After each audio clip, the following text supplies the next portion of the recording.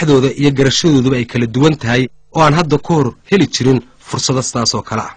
si carruurta loogu dhiirigeliyo waxbarashadana waxa iyana la abuuray fursado ay ugu sii nagaan karaan dugsiyada ardayda xoolo dhaqatadu kadib markii cunto loogu diyaariyay dugsiyada ay wax ku bartaan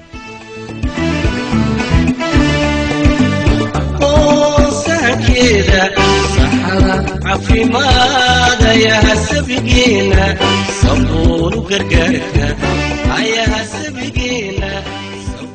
haddii aan soo qaadano dhinaca dugsiyada sare waxaan xusuusanahay in tirada dugsiyada preparatory ee deegaankeenu sanadkii 1998 ay ahaayeen laba dugsi sare oo kaliya oo ay wax ku baranayeen arday dhan 974 oo kaliya balse ay sanadkan 2002 ay tirada dugsiyada sare ee deegaanka ay gaadhay 720 dugsi kuwaas oo ay hadda ka dhigtaan arday dhan 16432 arday taasi oo coverage ahaan u dhiganta 12.8%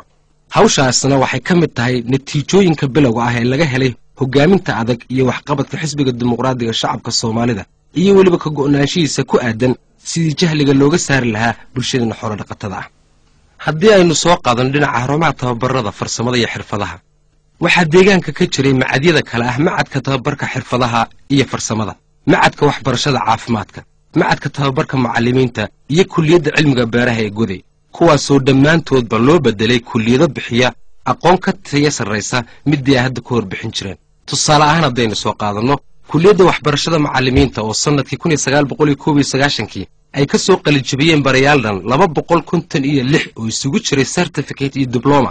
ayaa waxay gacan ka geysteen sidii kor loogu qaadi lahaa aqoonta bulshada deegaankeena waxaana ilaa maanta ka qalinjibiyay kulliyadaas 3820 macallin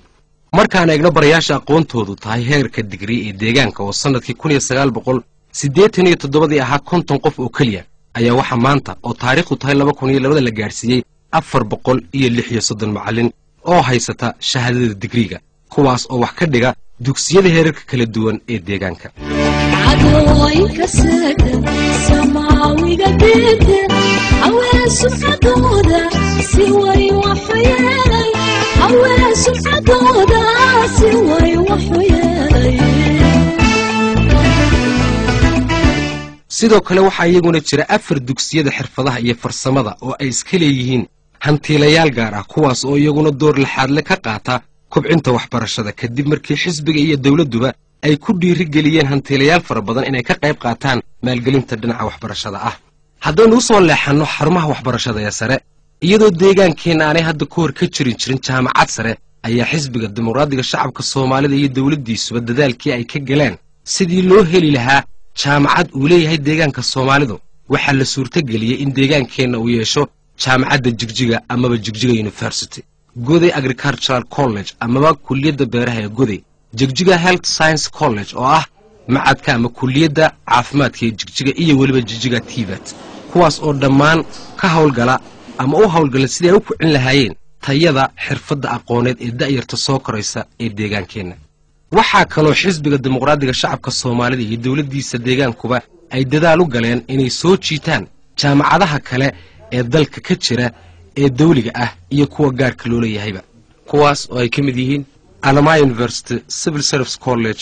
Alpha University Admas College Unity College iyo kuwa la midka ah oo iyaguna waxbarasho kala duwan ka qaataan muwaadiniin badan oo u dhalatay deegaanka haddaba iyagoo dhammaan hawlahaas wax lagaga bedelay habnololeedka bulshada xoolo dhaqatada ay yihiin kuwa laga helay natiijooyin bilow ah xisbigana u dadaalay natiijooyinka ku keenay kalsoonida shacabkiisa ayaa haddana dadaalkaas iyo natiijooyinkaas bay yihiin kuwa u baahan in si ballaaran loo sii xoojiyo saadarteed si hawlahan loo sii joogteeyo loo adkeeyo loona fidiyo xisbiguna uga midhadhaliyo siyaasadihiisa ku aadan horumarinta bulshada xoolo dhaqatada ah waxa lagama maarmaan ah in shacabka deegaanka Soomaalida oo ka duulaya garaadkiisa iyo bisaylkiisa siyaasadeed uu gabi ahaanba codkiisa doorashada sanadkan 2002 uu siiyo xisbiga dimuqraadiga shacabka Soomaalida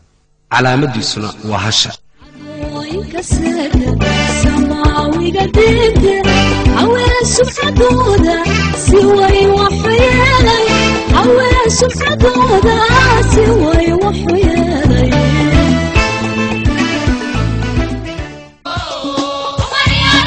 waxaad ilaa imika la socoteen ololaha doorashooyinka bilaa lacagta xorta axsaabta siyaasadeed u loolamaya doorashooyinka qaran ee afraad ee dalka ka dhacay bisha Gimbo 15 ay soo jeediyeen hay'adda raadiyo telefishinka Itoobiya